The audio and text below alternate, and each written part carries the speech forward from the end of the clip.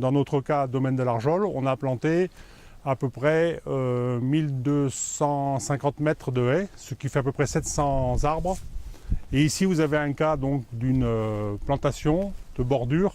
Et dans ces plantations de bordure, on a cherché à mettre des plantes qui sont intéressantes au niveau des auxiliaires pour la vigne. Donc là, dans ces parcelles, on a du chêne pubescent, du micocoulier, du cornouiller sanguin, et des tas de variétés qui sont intéressantes au niveau des auxiliaires de la vigne. Et dans d'autres secteurs, on a mis en place des améliorations des conduites des friches, des améliorations au niveau des zones humides ou des mares temporaires. Voilà, il y a tout un plan d'action qui permet d'améliorer la biodiversité sur la zone IGP Côte de Tongue. Depuis qu'on suit nos populations de ravageurs sur les vignes, on a complètement arrêté les acaricides, c'est-à-dire les problématiques d'acariens nuisibles sont complètement résolues par les auxiliaires.